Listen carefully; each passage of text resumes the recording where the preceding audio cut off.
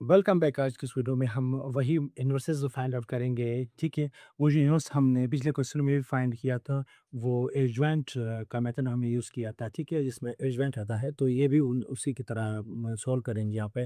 यहाँ पे हम स्टार्ट करते हैं सॉल्यूशन। हमारे पास हम कहते हैं let A matrix is equal to, इसको हम मैट्रिक्स का नाम दे देते हैं और साथ में इधर आ जाएगा 9 और ये रहा 6। एक मैट्रिक्स है, तो इसका इन्वर्स कैसे मालूम करेंगे?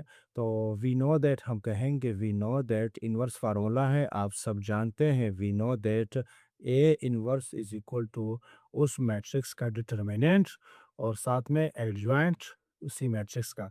तो ये फार्मूला आपको जहन में रखना चाहिए और आपको याद होना चाहिए ये फार्मूला। ठीक है, अब हम क्या करते हैं, अब हम ऐसा करते हैं कि इसको फाइंड आउट करने के लिए तो सबसे पहले इसका हमने डिटर्मिनेंट मालूम करना है।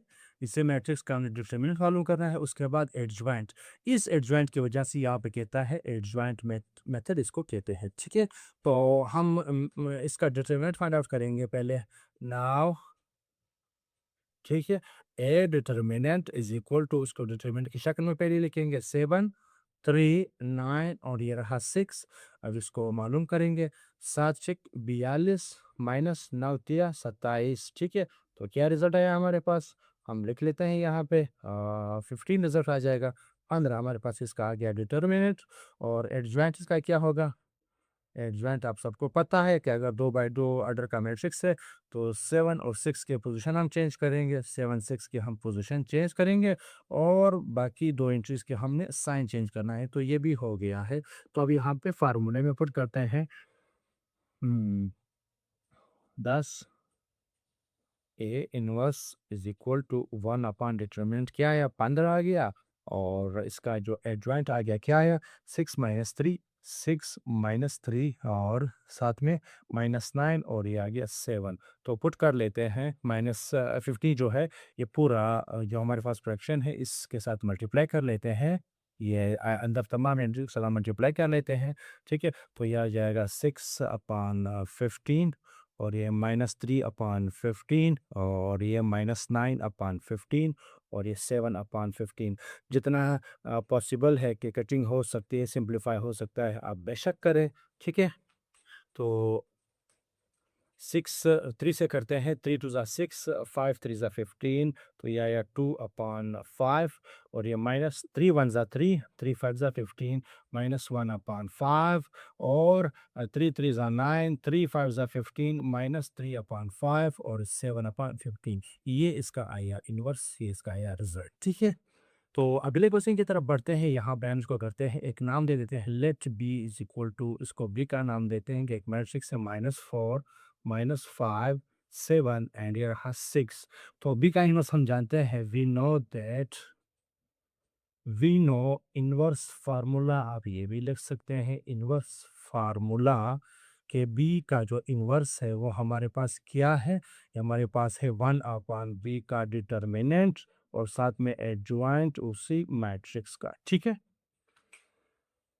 यहाँ पे अब हम क्या करते हैं, नाउ हम बी डिटर्मिनेंट फाइंड आउट करते हैं। बी का डिटर्मिनेंट क्या है, तो इसको डिटर्मिनेंट की शक्ल में पहले लिखते हैं, -4 -5 7 एंड ये रहा 6। अब इसका डिटर्मिनेंट भी मालूम करते हैं। 6 चौक 24, चूंकि प्लस माइनस माइनस से माइनस आ जाएगा, एक माइनस फार्मूले का है और एक माइनस ये है तो पॉजिटिव हो जाएगा। 7 5 35, तो ये हमारे पास आ जाएगा 6 और 5 11 और वो पॉजिटिव आ जाएगा। तो डिटर्मिनेंट मालूम हो गया है। तो अभी एडजॉइंट फाइंड आउट करते हैं। एडजॉइंट भी तो काफ़ी आसान है, 2 बाई 2 ऑर्डर के मैट्रिक्स का। ठीक है, उस मैट्रिक्स का हमने क्या करना है, जो हमारे पास लीडिंग डायगोनल है उनके एंट्रीज की पोजीशन हमने चेंज करना है। तो 6 और -4 के हमने पोजीशन चेंज किया और बाकी 2 के हमें साइन चेंज करने हैं। ठीक है, अगर पॉजिटिव है तो नेगेटिव करेंगे और अगर नेगेटिव है तो पॉजिटिव करेंगे।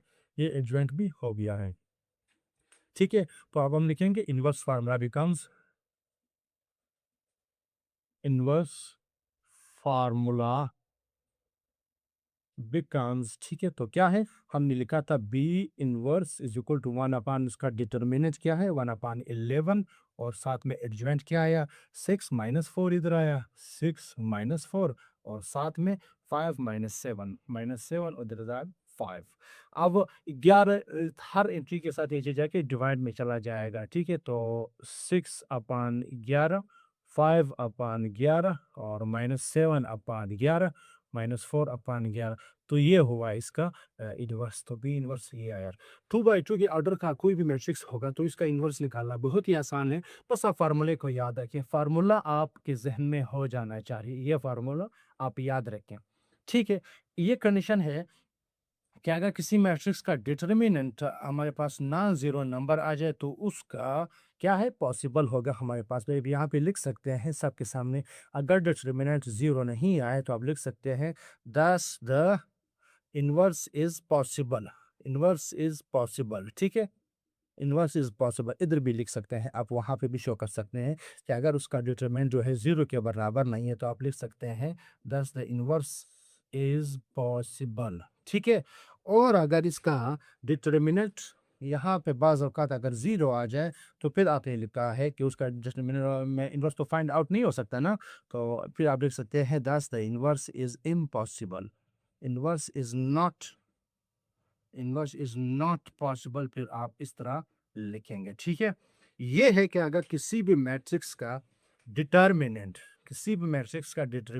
अगर ज़ीरो के बराबर आ जाए तो फिर इसका इन्वर्स जो है पॉसिबल नहीं है, ठीक है? पॉसिबल नहीं है क्योंकि फार्मूले में वाज़ेह है कि डिटर्मिनेंट जो है वो डिनोमिनेटर में आता है, तो अगर वो ज़ीरो आ जाए तो फिर उसका इन्वर्स मैट्रिक्स का इम्पॉसिबल है, ठीक है? तो मिलते हैं नेक्स्ट वीडियो में, नेक्स्ट क्वेश्चंस हम करेंगे। तो वो 3/3 के ऑर्डर के होंगे जिस तरह के हमने पिछले क्वेश्चन नंबर 5 में किया था, 5 में किया था और 6 में किया, 4 में किया था। तो अगेन वही क्वेश्चंस फिर यहाँ पे रिपीट होंगे। तो मिलते हैं उन्हीं क्वेश्चंस में, उन्हीं वीडियोज़ में। इजाज़त चाहते हैं। अल्लाह हाफ़िज़।